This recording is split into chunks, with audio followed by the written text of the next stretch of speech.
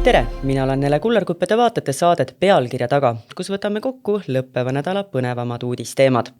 Tallinna koalitsioon alustas 2026. aasta eelarve koostamist.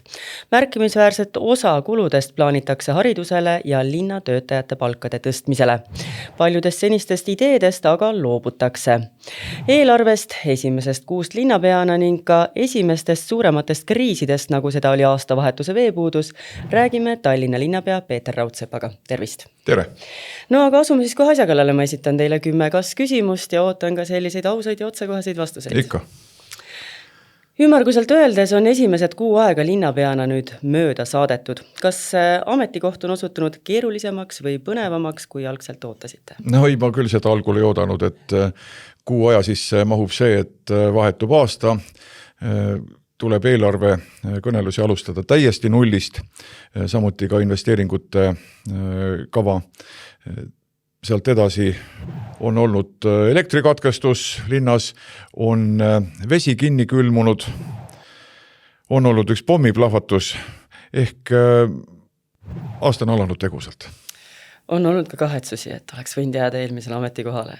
Ei, kaugeltki mitte. Tegelikult on niimoodi, et me võtame või oleme võtnud selle eelarve kõnelused ette hästi tõsiselt.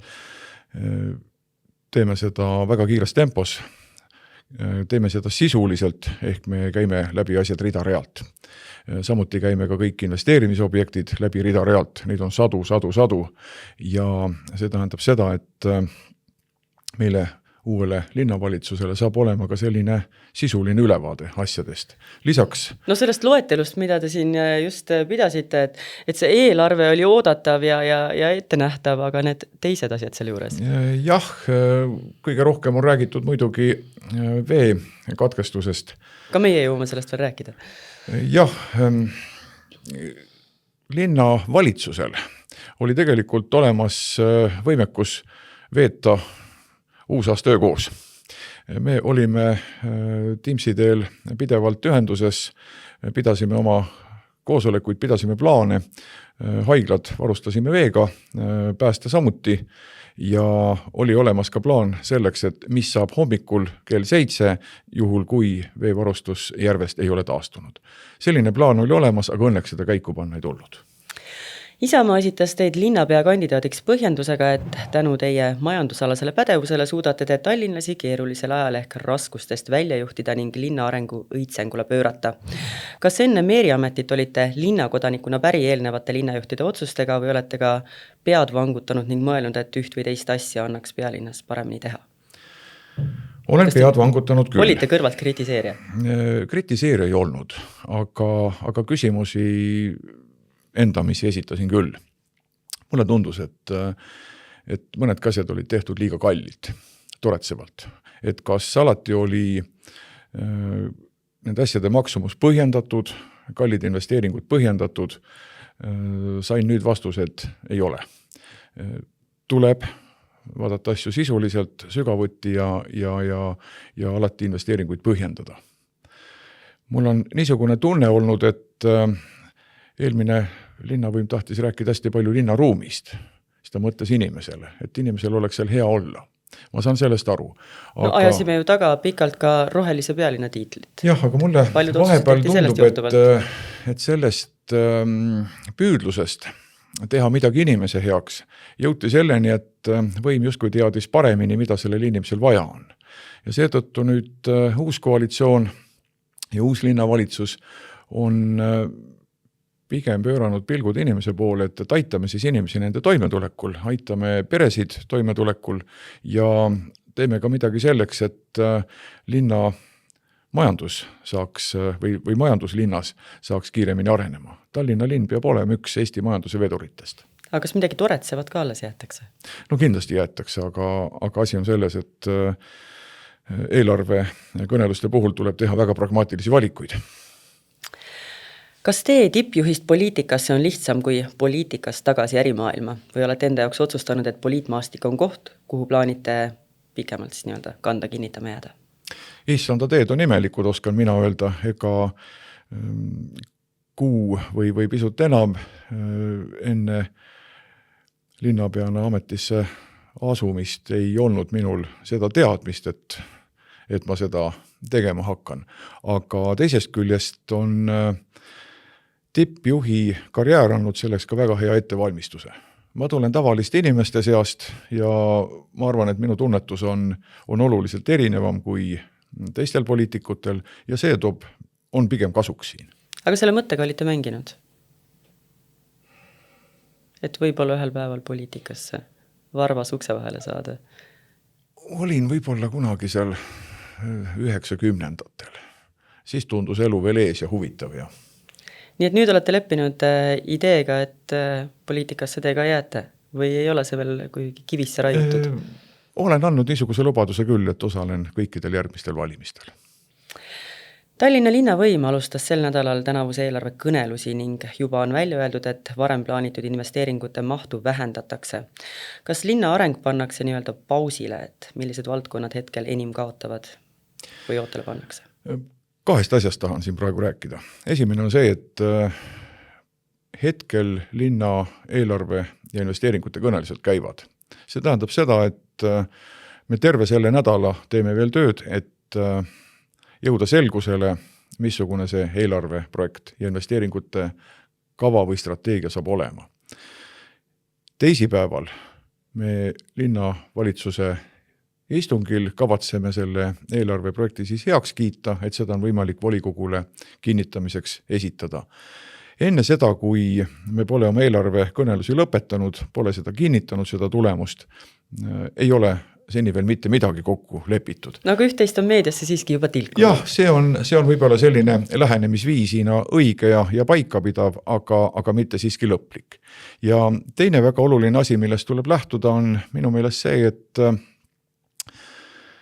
kui me räägime nüüd investeeringute kavast, et missugune on olnud või strateegiast, et sealt nüüd jääb mingi asi tegemata, lükkub edasi, siis ega mina seda strateegiat, mis on olemas olnud, üldse nii tõsiselt ei võtaks. Sellepärast, et strateegia nime ta tegelikult ei ole välja kandnud.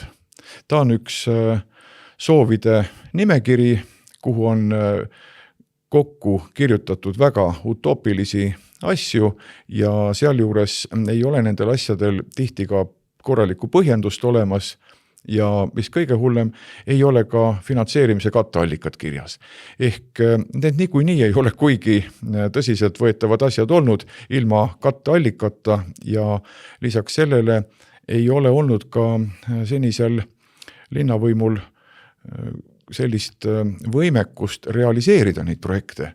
Ehk kui tehakse ära napilt üle pool kavandatust, siis seda on ju vähe. Ehk lähtume teistest asjadest.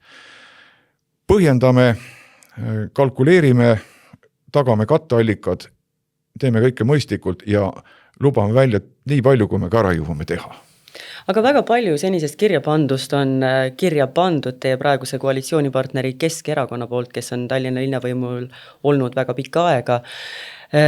Kas on tekkinud juba kõneluste jooksul ka mingisuguseid selliseid põrkumiskohti, et nemad kindlasti tahavad taganeda mingitest asjadest, mis on seni kirja pandud? Ei ole, no eks ikka üks ja teine on sinna saanud ka aja jooksul midagi kirja panna ja midagi eelistada, aga tegelikult ei selliseid asju ei ole, et meil ei ole suuri selliseid vaidluse kohti küll tekkinud, võib-olla mõni tuleb, aga ega linnavõim tervikuna ei ole põrkunud mitte ühegi senise nagu erimeelsuse vastu, et me ei tülitse oma vahel, me vaidleme, väitleme, siis teeme seda põhjendatult ja soovist asjadele lahendust leida ja need me ka leiame.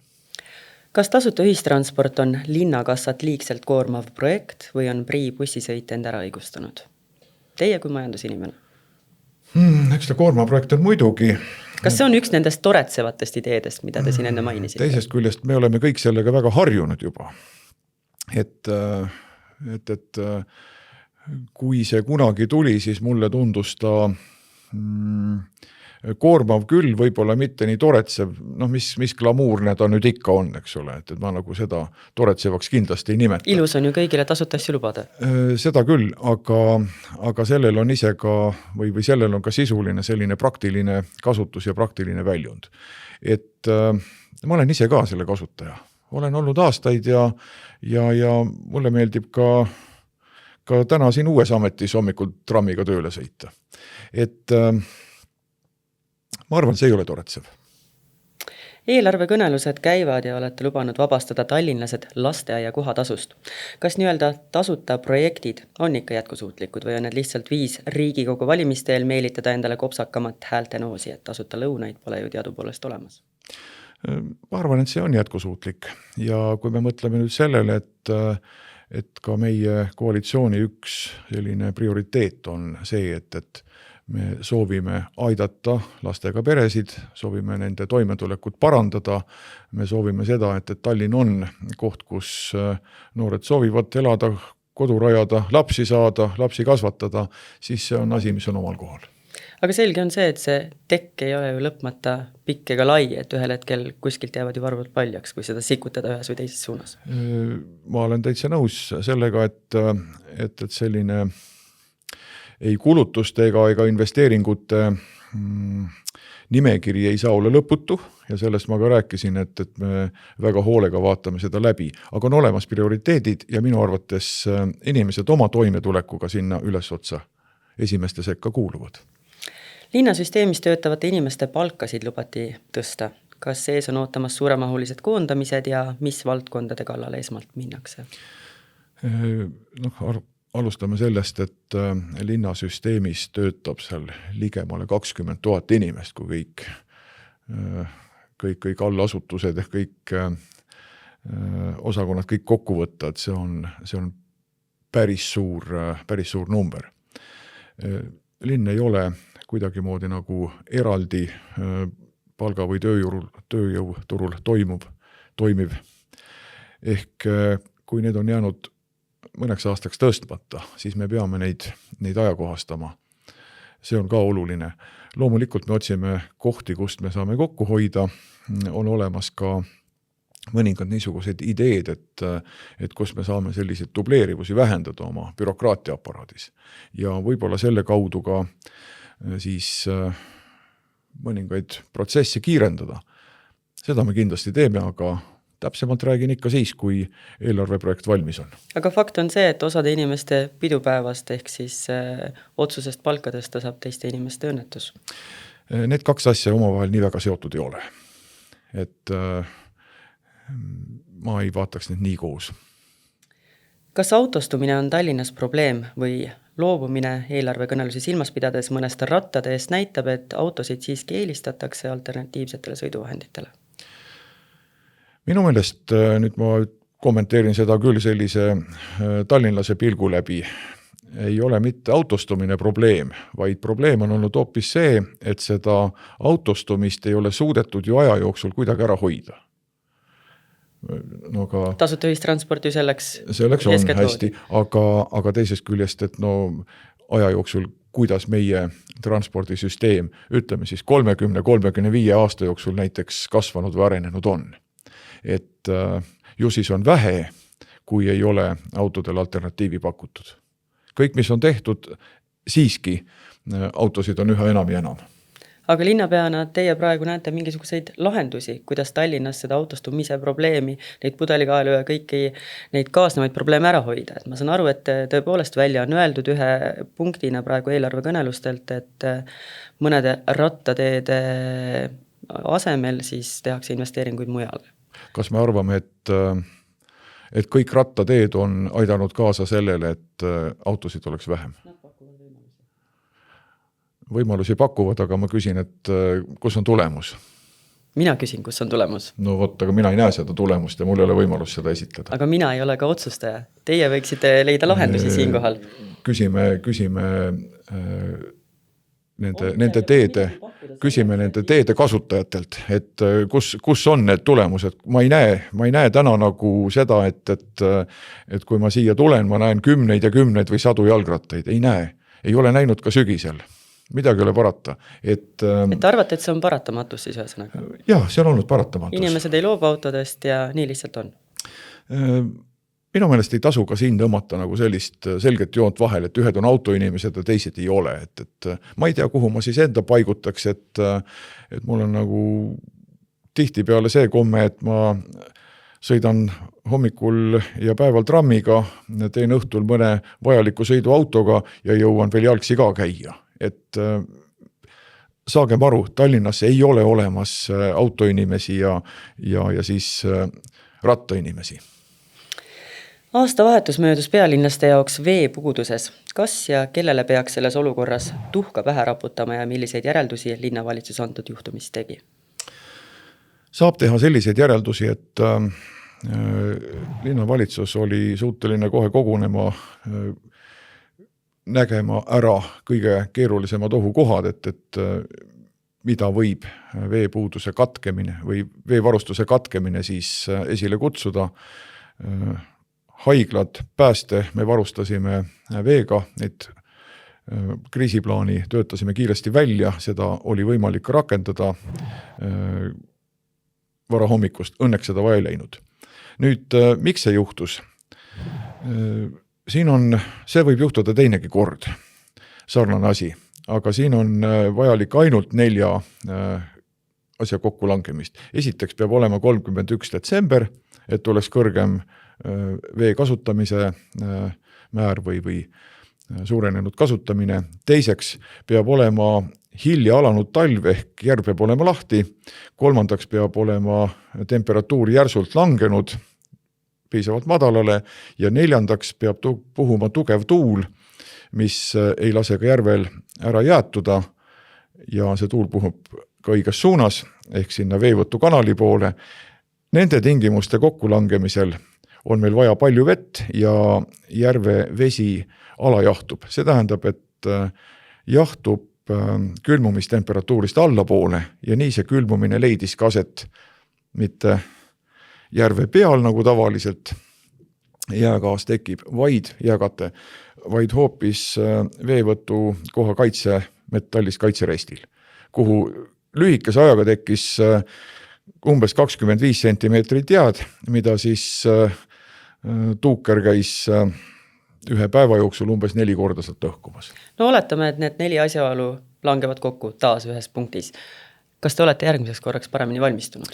On meil mingi kriisiplaan? Seda vastust me ootame kindlasti veeettevõttelt, et kuidas tema sellele reageerib ja mida ta välja pakub. See taoline probleem võib aset leida 50 või 100 aasta jooksul korra, ega me tea, aga minu peas on küll vähemalt üks lihtne ja suhteliselt odav lahendus, mis ei võita selle probleemi tekkega, vaid on suunatud pigem sellele, et kuidas tagada siis veevõtt ka külmuva võrega, kuidas sellest jääst sealt vabaneda, aga ma seda ennem ei ütle, kui ma olen ära kuulanud spetsialistide soovitused. Kas kriitilises olukorras olete otsustaja ja kindel juht või pigem peitute tahatuppa? Et olen kuulnud kriitikat, kus pealinlased oleksid soovinud nii veekriisi kui elektrikatkestuse ajal kuulda linna pealt rahustavat sõnumit ja inimestega suhtlemist, aga see jäi nende hinnangul nõrgaks. Elektrikatkestuse puhul on nüüd küll asi nii, et seda peab nagu võrguettevõte tegema, et see oli üks lokaalne ja ma arvan, et enamik linlasi ju magas selle lihtsalt maha, sõna otseses mõttes. Mis puudutab nüüd seda külmunud veevõttu, siis siin on küll kritiseeritud ka Tallinna tegevust, aga või veeettevõtte tegevust, aga ma küsiks teie käest nõuannet. Mida pidanuks näiteks veeettevõtte kommunikeerima, et see iga oleks nii. Halloo, siin Tallinn, avage kohe kraanid, koguge vett, jätkub vaid esimestele. Pole minu asi siinkohal teile nõu anda, teil on nõuandjad kabinetis olemas, aga ma küsin, et kas teie ise peate ennast siiski heaks otsustajaks ja kindlaks juhiks või näete, et võib-olla oleks tulnud see suhtlus kuidagi muuta inimestega siiski, ütleme, vahetumaks ja otsekohesemaks. Sellepärast, et tõepoolest kriitikat oli palju, et neid sõnumeid tuli liiga vähe, inimesed olid justkui peata olekus paljud. Ega saame aru sellest, et kõigepealt ma ise olen loomulikult nendes kriisi olukordades alati asja juures olnud. On ta siis siin probleemid veevõtul või pommiplahvatus, kui täpselt pole teada, et mis juhtus, kas see on üks osa mingisugusest laiemast probleemist, kas julgeolekutase on kuidagi halvenenud, siis olen seadnud korra, et taolistest olulistest intsidentidest mind koheselt ka informeeritakse. Ma olen taolistel puhkudel alati olnud siis ka otse ühenduses nendega, kes asju kuidagi lahendavad, korraldavad, sealhulgas ka pommiplahvatuse puhul näiteks jõuagentuuridega või jõuametitega. Nii et nendest kõrval ma kindlasti ei ole. Aga alati on kriiside puhul ka üks niisugune olukord või element nagu teadmatus. Et me ei tea täpselt, kuidas olukord kujuneb. Ja seetõttu ei olnud ka tegelikult Tallinna Veel võimalik ütelda seda, et millal see laheneb. Kui näiteks oleks tegemist olnud ühe... Et poolikut tõtt ei soovinud rahvale kuulutada? Ei tohi. Ja kui oleks näiteks olnud tegemist ühe lihtsa toru lõhkemisega, siis on ju teada, et siin on toru, mis on vaja välja vahetada, siin on uus jupp toru, siin on tehnika, siin on inimesed, kes seda teevad ja hinnanguliselt läheb nii palju aega. Aga olukorras, kus vesi on alajahtunud ja tekitab pidevalt uut jääd, tegelikult ei saa ju keegi seda ütelda, et millal see olukord lõpeb. Saab ette näha ainult seda, et kuidas on veefirmal võimekus seda veevõtt katkestada, seal jällegi seda resti puhastada, et uuesti see taastada, aga mis juhtub edasi, et me keegi ei teadnud ju seda, et kui kaua selline külmumine kestab. Ma võib-olla lähen nüüd liiga detaili, aga ma vastan teie küsimusele täpselt. Nii et selle kriitika lükkate enda pealt minema? Me ei ole kordagi valetanud, me oleme midagi rääkimata jätnud ja me oleme rääkinud täpselt seda, mida me ise oleme teadnud. Peeter Raudsepp, ma tänan teid nende vastuste eest ja ma loodan, et te teete siis tõepoolest linnakodanike hüvanguks eelarvekõnelustel häid otsuseid. Meie soov on see samuti. Aitäh! Aitäh!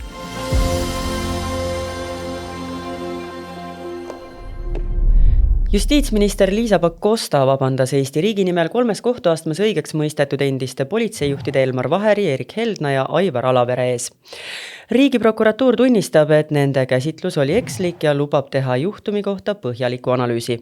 Õhtulehe ajakirjanik Risto Perenson usutles antud teemal endist kapo asejuhti Heldnat. Millised riigiameti sisetülid antud krimiasjani viisid ning kuidas Heldna ise juhtunule tagasi vaatab, sellest räägimegi kolleeg Risto Perensoniga. Tervist! Tervist!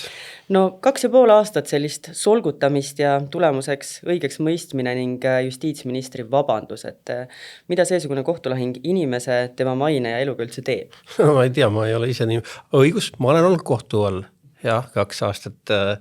Tegelikult nagu tegelikult, aga see on oleks väga kaua aega tagasi, et ta on ikkagi tegelikult võrdlemisi ränk. Sinu ehkki, mis iganes sa ütled, et ma nii ei tunne, aga tegelikult ta ikkagi sööb. Ja kui sa vaatad Heldnale ja Vaherile otsa, siis nad kindlasti 3 aastat tagasi olid oluliselt rõõsamad ja rõõmsamad, et ma arvan, ega see neil eluaastaid pikemaks ja teinud ja see on tegelikult see karm, jah. Aga mida sellest juhtumist siis arvata, et tegelikult see periood on ju äärmiselt pikk ja kui see lõpeb tõepoolest sellega, et justiitsminister hakkab siin riigi nimel vabandama su ees, et sind on läbi veetud siis paksust ja vedelast, et mida me sealt nagu õppisime? Kui see uudis tuli esimesel päeval, siis oli kohe alguses oli selles prokuratuuri väites oli see, et Erik Heldna ei kavatsenud kunagi politseisse naasta. Ehkki talle see roteeruma tehti, ta võeti politsei nimekirja palgale. Ja tol hetkel, kui see uudis tuli, see oli, ma mäletan, maikuu, siis selles hetkeks oli ju tegelikult enda 2 kuud tagasi võitnud politseis ühe tööle asumise konkursi. Ehk mina ütlesin juba kohe siis siin õhtul ametis, et seal on midagi nagu täiesti nagu valesti, et võib-olla ei saada päriselt aru, mida tehakse ja võib-olla on jäädud kedagi liiga palju uskuma.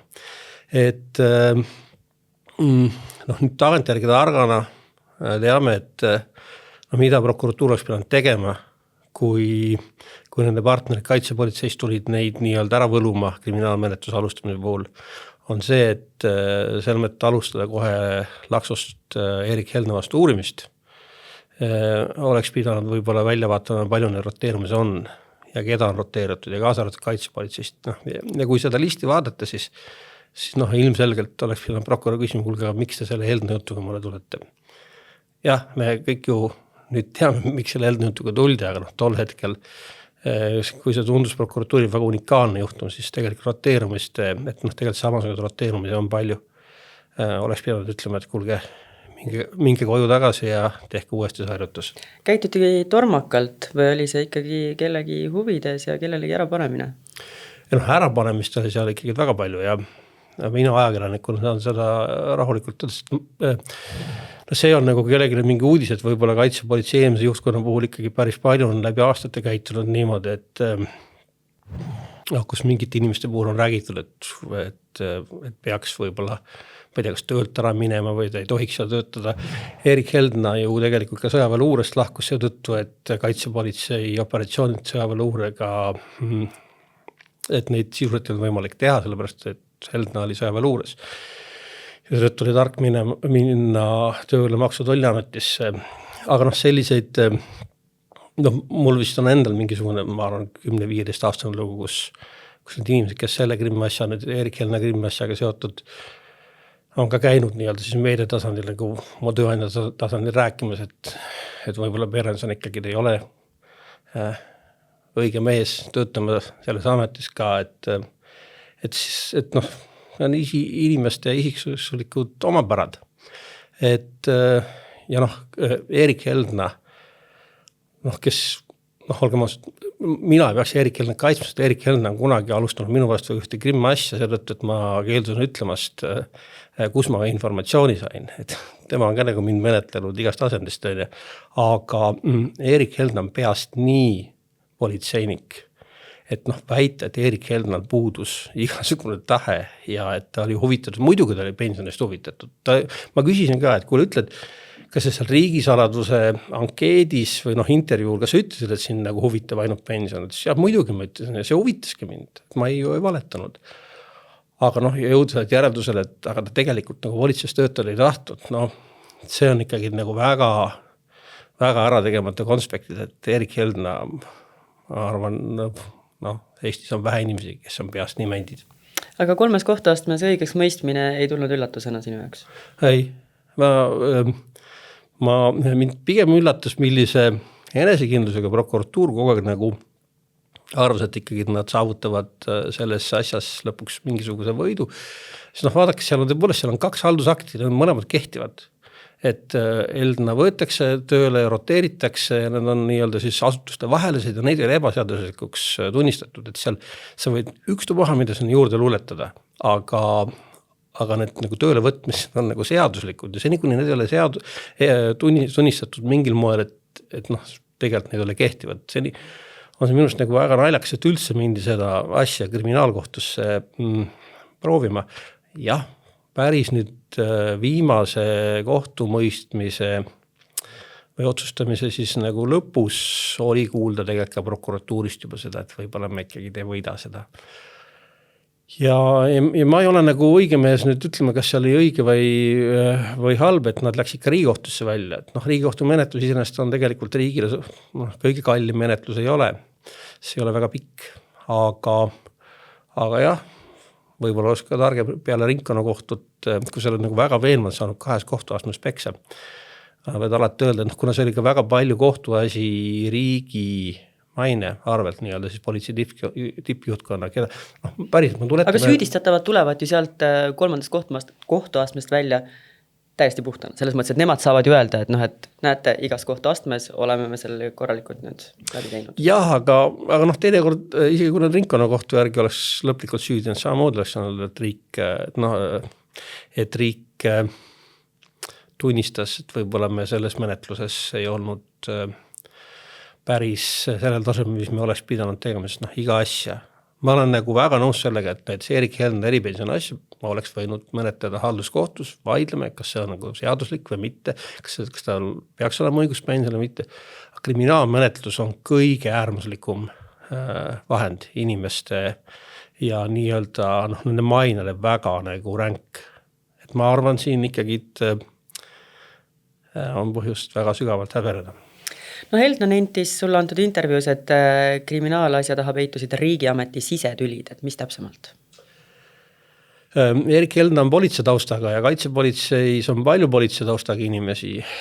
Et selles mõttes ei saa öelda, et nüüd kaitsepolitsei, seal on muidugi aastat kümnete pikkune, see on teatud selline sisemine õurumine, aga seda väga palju viimastel aastatel ja võib-olla isegi 10 ja rohkemal aastal ei ole, aga Erik Heldna on oma töös väga jõuline.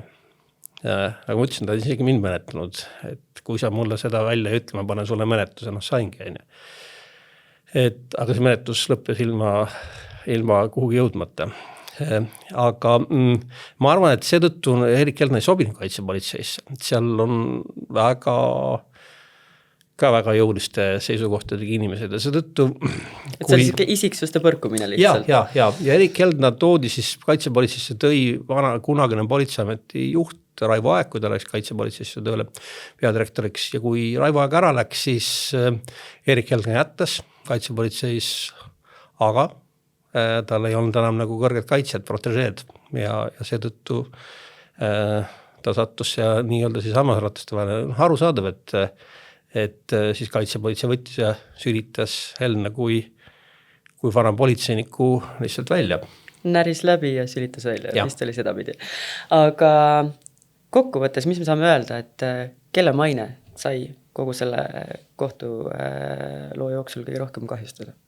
No kõige rohkem sai tänaseks, me teame ikkagi riigiprokuratuuri maine. Ma arvan kindlasti ka kaitsepolitsei toonased juhid, tehku nad iganes nägu, mis nad täna räägivad.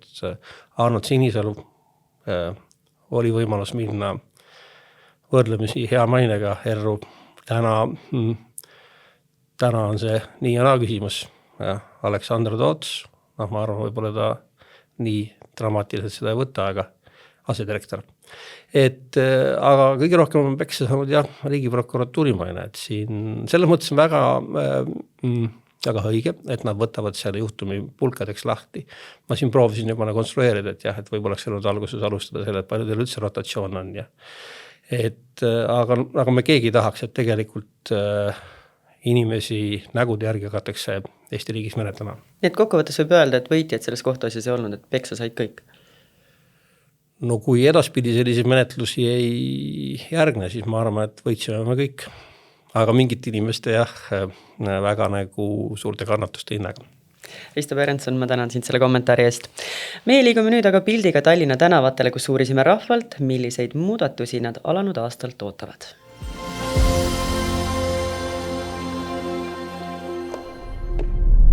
Lihtne küsimus, et milliseid muutusi ootate alanud aastalt? No mis ma oskan ütelda? Et elu ikka paremaks läheks ja muud midagi.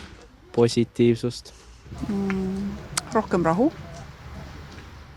Vähem ärevust. Kindlasti võiks tali olla lühem ja suvi pikem. Ja ühtlasi võiks muidugi lund rohkem olla ja samas ka päikelisi päevi. Milliseid muudatusi? Võib-olla sellised, et inimesed oleksid rõõmsamad. Rahvas ei peaks nii õel olema ja nii palju kisklema ja halbu sõnu ütlema, et teineteise kohta. Tuleks rohkem kokku hoida. Täpselt. Ja see ongi see probleem, miks meil see elu halb on. Ma arvan, et üks põhjus võib olla selles, et me ei oska olla tänulikud selle üle, mis meil on. Et tegelikult asjad on laias laastus ikkagi lõppude lõpuks üsna hästi. Et me peaksime rohkem mõtlema selle peale, et mille kõige üle eest me võiksime olla tänulikud ja siis kui oleme tänulikud, siis me oleme ka rõõmsad. Aga isiklikus plaanis on ka mingisuguseid soove, et mida tahaksite see aasta teistmoodi teha? Tahaks olla alati tublim, järjepidevam ja tegeleda vajalike asjadega, nende asjade asemel, mis meeldivad. Ma arvan, et ma tahan rohkem suhelda sõpradega kui eelmisel aastal. Muidu kogu aeg kipub olema väga kiire, aga tuleb sõprade jaoks leida rohkem aega. Soovin olla parem vanaema. Mida tähendab parem vanaema? Rohkem aega või rohkem, mida siis täpselt positiivsust? Rohkem aega võib-olla. Rohkem positiivsust. Ei, ma arvan, et positiivsust ikka on, et lihtsalt on rohkem aega vaja. aeg on see, mida keegi juurde ei anna. Positiivsust millises plaanis siis, kas ise tahate olla positiivsem või inimesed teie ümber või mis see täpselt tähendab? Tervislikum, et perel läheks hästi ja et kõik Eesti rahvas oleks õnnelik. Ma arvan, et ikka päris suuri muudatusi. Kas te peate silmas Tallinnas, Eestis, Euroopas või maailmas? No alustame algusest. No Tallinnas võiks olla sellised muutused, et väheneb korruptsioon ja võim püsib ja et Tallinna linn panustaks rohkem siis kodanike kaitsesse, sest me oleme ikkagi väga ärevas piirkonnas elama. Nii, siis edasi Eesti tasandil võiks tulla uus president,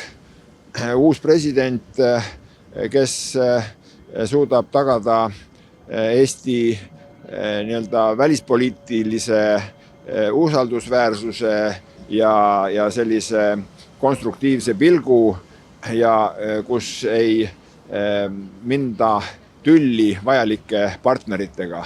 Maailma mastaabis, et saavutatakse rahu Ukrainas, et siin suudetakse kokku leppida ja et need relvakonfliktid ei eskaleeruks ja kõik siis selle aasta jooksul peaksid saama mingisuguse lahenduse.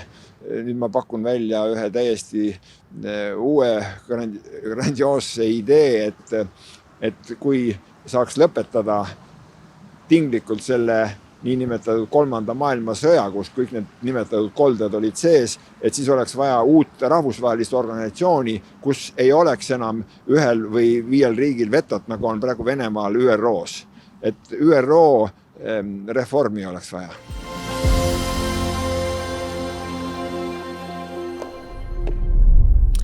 Selliseks meie aasta esimene saade kujuneski, tänan, et vaatasite ning kaasa mõtlesite. Tuletan veel meelde, et saade pealkirja taga on järelvaadatav Õhtulehe YouTube'i kanalist ning ka Spotify's. Kohtume teiega taas juba järgmisel reedel.